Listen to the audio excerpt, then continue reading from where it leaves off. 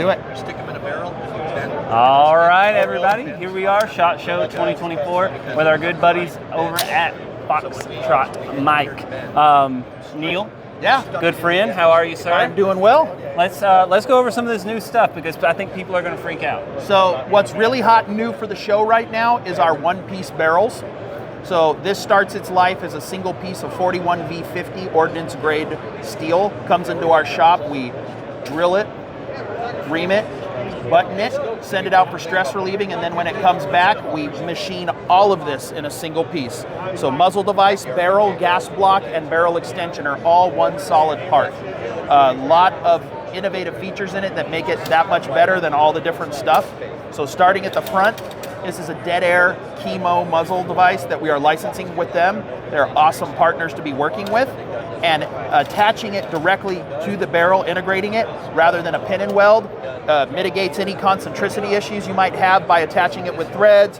Doesn't have the expense or the risk of the pin and weld.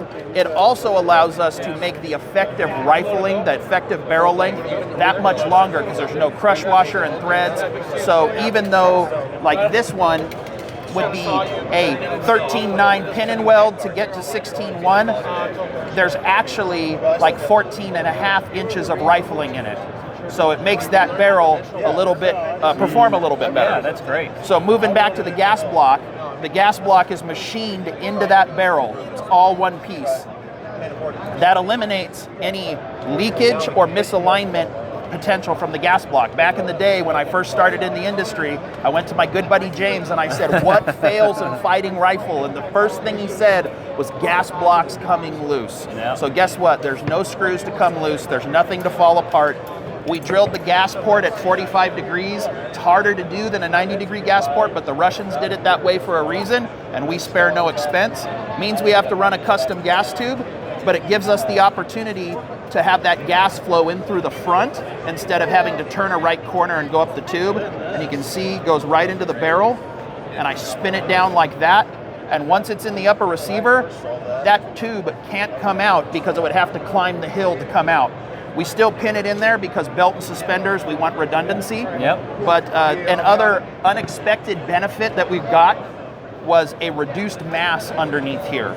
So as we've been doing a lot of rapid fire testing, our handguards stay a lot cooler than a traditional gas block setup, and we think it's because there's less mass to soak up that heat and hold it. Instead, it radiates away. That's pretty cool. So yeah, much more simple, reliable, and efficient. And then moving back here to that one-piece extension, we had to make it bigger in diameter for a couple reasons. One is because we came up with this super bolt.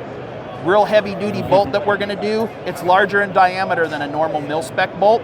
We mainly did it for the 7.62 by 39, but this one, but we also have it in 5.56. So we had to make this bigger, but the unexpected benefit is you can see the feed ramps, a normal M4 feed ramp is cut off, and you have to blend it into the upper receiver, which is a problematic area on the gun. If the extension sticks out or the ramp's not cut, you can get a nose-down projectile feed in there, which is what is one of the root causes of a Type 3 double feed, is that projectile gets stuck in there. So by us having the bigger diameter, we have a full steel feed ramp, eliminates that failure mode. The other thing is we cut this flat here in the upper, or in the barrel extension. And what we do with that is we're gonna do thermal fit upper receivers, so the barrel won't slide in unless we heat that receiver up and it expands. The risk of that is if you don't get it in just right, and then it shrinks down, now you're banging it back out of the gun. So we put this interlocking feature, so while it's in that expanded state, slides in perfect every time, shrinks down, now you're not trying to bed the barrel or accurize the upper or all of this. Like I said, we're big fans, obviously, of everything that James taught us as failure modes in the gun. Also, a friend of mine, Chad, at School of the American Rifle, he talks about a lot of these simple improvements. So we want to take the things that you guys see in training where your guns fail, and I want to engineer that out of the gun so that it doesn't fail. So that is really what was the genesis of this one-piece barrel. That is so cool. I don't even know anything. I don't know nothing about this stuff. And whenever they were telling me about that, I was like, I just know that's cool. So that's awesome, man. And a lot of what drove that heavy-duty bolt was this. So this is our Mike 47. I know people have saw the first working prototype a year ago, but that wasn't using the new heavy-duty bolt. Now the new heavy-duty bolt and the one-piece barrel are in production. We are starting to run these and test these, and I know a couple guys who can probably help me do some T&E, get some rounds on it, break it for me, so we can make the best gun possible. But again, rock and lock lower. Yep. One of the cool features that we patented on this is we actually use the upper receiver to press down on the feed lips so that it prevents, when you're grabbing the gun or resting it on it, it won't influence the carrier anymore. Yeah. So that's unique to us in our kind of AR AK hybrid. And then I know you guys have seen this before. Yeah. But there it is. yep, I figured if we don't got a bolt catch, let's figure out a way to clear that malfunction or to reload the gun. So again, you can do all your fun stuff, lock it in, there you go.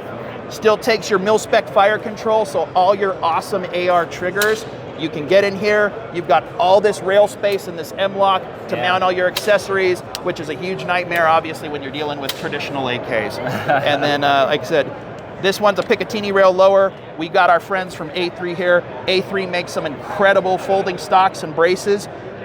So we're happy to have this on here. Kind of that traditional triangle stock look really goes with that AK. Yeah, so absolutely. we're really happy to launch this here at the show. Probably going to start shipping in March. Awesome. So, and then In March, huh? probably Dang. March. We're doing this is a collaboration we're doing with a company called Global Ordnance. This is going to be the first gun that they put their name on, so we're really proud that they decided to do that with us.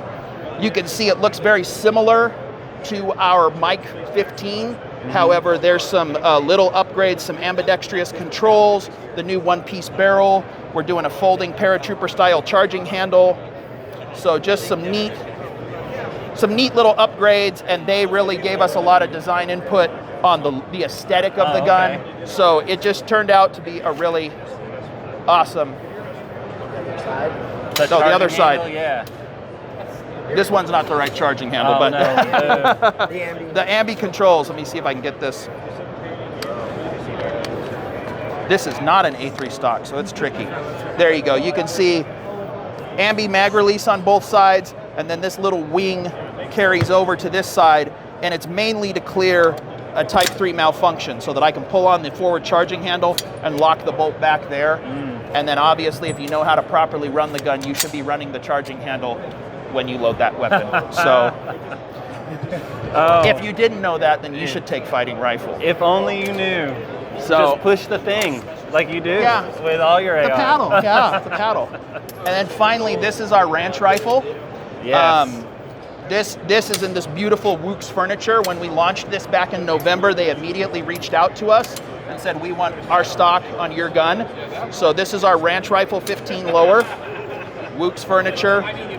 Same awesome Gen 2 15 upper receiver on there, forward charging handle, bufferless system. Like I said, you'll notice this is a Remington 870 stock on the back, so any of the popular ones, Boyd's, Hogue, and then Wooks obviously will fit on here. And then it's got a mil-spec style trigger in there, but obviously we had to make a couple little changes to get that trigger all the way back to here so that you could comfortably do it. And then obviously a crossbolt style quick throw safety, because we don't want you to miss the shot on that hog or ground squirrel or whatever else you're hunting because you're too busy flipping this and getting back on the gun. So, but yeah, this has been really successful for us. And you're going to see a 7.62 by 39 version, either as an upper with the AR mags, or a rock and lock version will probably be coming towards the end of 24. It's got to be pretty close to 50 state legal, right? And we have done some of these. Again, we had some alumni that reached out to me and said, hey, I love your ranch rifle, but I can't have a threaded muzzle or a muzzle device. So it was because, again, of TAC Response alumni that we made that change and ran a target crown barrel that won't accept a muzzle device. So that one I think is either like New Jersey or New York compliant. And again, if there's other things that we need to change on the guns to get them into every American's hands, because every American should be able to buy a gun, not just the ones who live in free states. So, let's reach out to me. I'm happy to help support you guys however we can. And like I said, my love for everybody at TAC Response, because you guys, we send you guns and you break them for us and you make the guns better. So those are the best friends I could ask for. Dude, anytime you need me to break a gun, just send it my way. We'll definitely make it happen. But that right there, that last bit talking about that's why we're continuing to work with these guys. Like, they get it. Like, they are here to make sure that people are getting the proper tools they need to be able to protect themselves and the people around them. Neil is a multi alumni. I'm sure you guys know. If you're new to the channel and didn't know that, he's a great dude. Yeah. Please check this stuff out. And this is SHOT Show 2024. We're going to be coming back at you with some more stuff later. And remember, guys, your responsibility to be ready for the fight never ends.